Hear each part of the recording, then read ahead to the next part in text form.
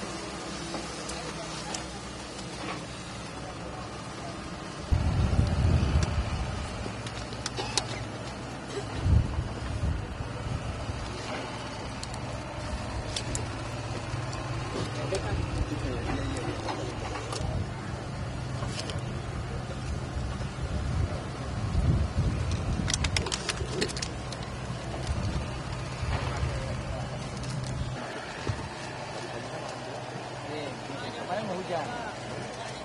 Tadi pakai hati lebih hari.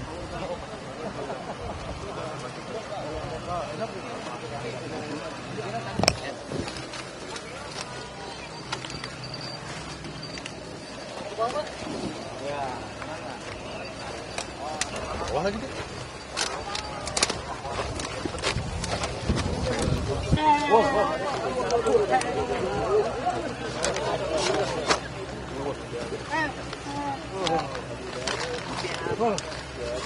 Aman.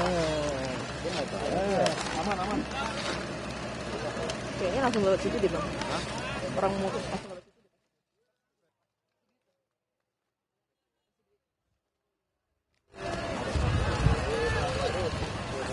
Bagi-bagi.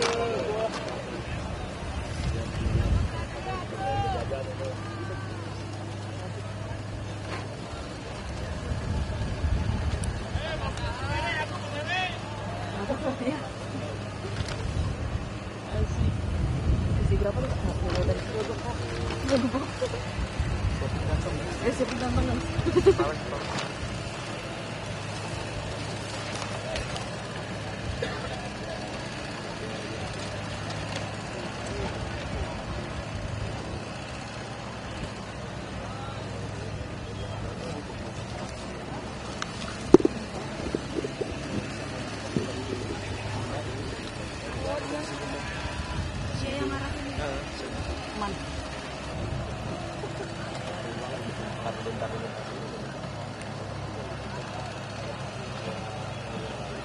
Pas naik. Kalau naik ke sini.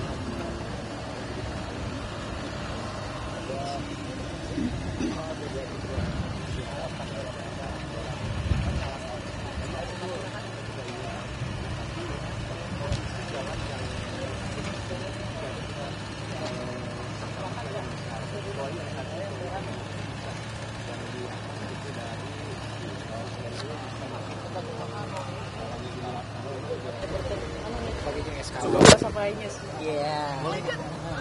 Sebentar dulu. Lagi rekrutmen. Ini juga lagi nyari nih mau. Oh, mana? Gimana deh? Oh, gue kira di sana, makanya gue pas ngapain nih?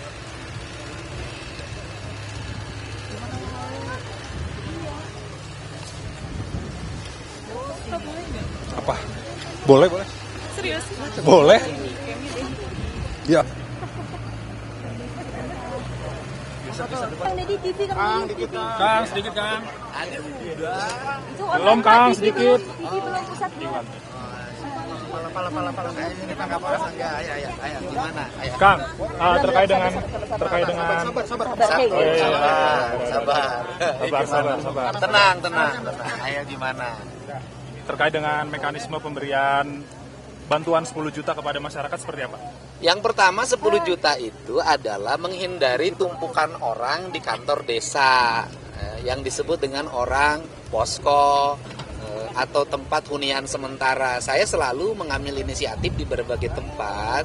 Setiap ada bencana yang terukur jumlah orangnya, daripada ngumpul, berebut toilet, mengalami stres, lebih baik mereka cari kontrakan atau tinggal di rumah keluarganya dan bekalnya kita cukupi untuk 2 bulan. Maka hitungannya 10 juta untuk biaya mereka 2 bulan. Walaupun kalau ukuran di sini 10 juta itu bisa untuk 4 bulan. Karena kan rata-rata tukang nyangkul di daerah ini kan paling 30 gitu loh. Jadi itu yang pertama. Yang kedua, untuk masyarakat yang masih ada ahli warisnya, nanti kita memberikan santunan 25 juta per orang yang meninggal. Dan 23 orang yang gugur sebagai kesatuan marinir juga akan kita berikan yang sama. Kemudian yang berikutnya setelah itu kita akan segera mencari tanah yang aman untuk dibangun rumah-rumah baru sebanyak 34 unit rumah. Saya cenderungnya bangun 40 karena kebiasaan saya bangunnya 40 bukan 34. Nanti dibangun yang desainnya atau konstruksinya disesuaikan dengan daerah pegunungan. Nah, itu yang akan kita lakukan. Jadi untuk itu, untuk keluarga korban yang masih ada, untuk tenang aja, pemerintah provinsi menyiapkan berbagai fasilitas yang akan segera direalisasikan. Untuk tempatnya sendiri sudah ada belum, Pak Kang Deddy? Ya, nanti kita bicara dengan camat, dengan kepala desa, dengan bupati, di titik mana yang kita mungkinkan membangun rumah untuk warga. Yang aman loh, nggak boleh lagi di areal perbukitan, nggak boleh lagi di areal dengan bukit dengan kemiringan yang sangat curam, nggak boleh. Berarti lahan ini nanti akan difokuskan menjadi Kita apa? akan dihutankan. Akan dihijaukan, nanti tanaman vegetasi di sini dan tanaman bambu. Karena di sini bambu cukup kuat untuk menjaga kestabilan tanah. Pak, terkait dengan ini kan tempatnya memang katanya dulu ini salah satu penghasil sayur.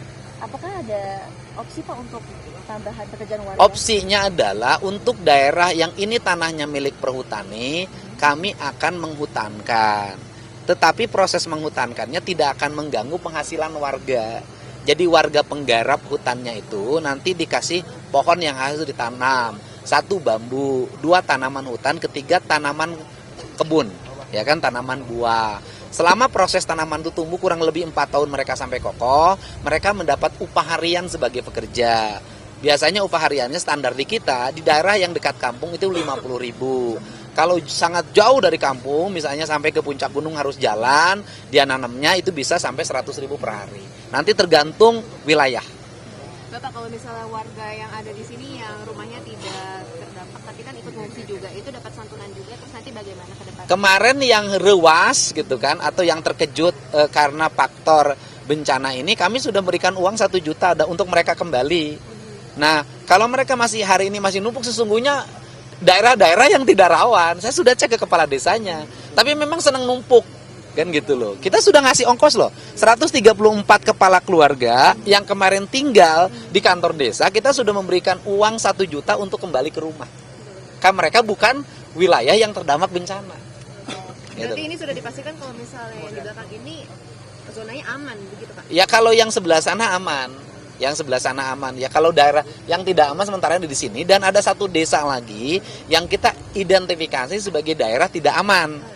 Nah itu yang desa itu akan kita minta bareng nanti Pak Kapolres untuk memberitahukan kepada masyarakat untuk sementara waktu pindah dulu, dibanding nanti mereka cemas ketika tidur, ada hujan, ada petir keluar rumah, ada hujan, ada petir keluar rumah, kan kemudian itu juga berbahaya. Selain itu juga kita hari ini harus menyampaikan, kan ada 2 anggota Babin Kaptipmas dan Polres Cimahi ya, Polres Cimahi sama Bandung Barat itu kan gabung satu Polres. Itu juga bagian yang kami sudah bertemu dengan keluarganya, kami juga sudah menyampaikan ucapan duka dan termasuk anak-anaknya menjadi anak asuh saya sampai kuliah. Karena saya itu termasuk dekat dengan Babin Kaptipmas di mana-mana. Jadi ketika dengar saya temuin. Nah, ini juga bagian dari korban bencana. Cuman mereka yang berdua ini adalah bencananya adalah kecelakaan menuju tempat bencana. Baik, tapi kalau keseluruhan Pak di wilayah Jawa Barat, apakah sudah ada potensi pengecekan lokasi rawan bencana Pak? Dari sisi mitigasi kita sudah apa titik-titik yang akan rawan. Makanya kan saya terus-terusan memberitahukan kepada para kepala desa, kepada para camat, kepada bupati wali kota. Tetapi seringkali kan di kita paham culture masyarakat. Kalau belum kejadian tidak pernah menyadari. Contoh kasus yang di desa Arjasari Kabupaten Bandung, itu kan sudah ada peringatan, tetapi tidak diikuti peringatannya, diabaikan. Dia tetap tinggal di situ dan akhirnya kan kalau nggak salah 2 orang tidak bisa ditemukan. Oke, terima kasih Kang.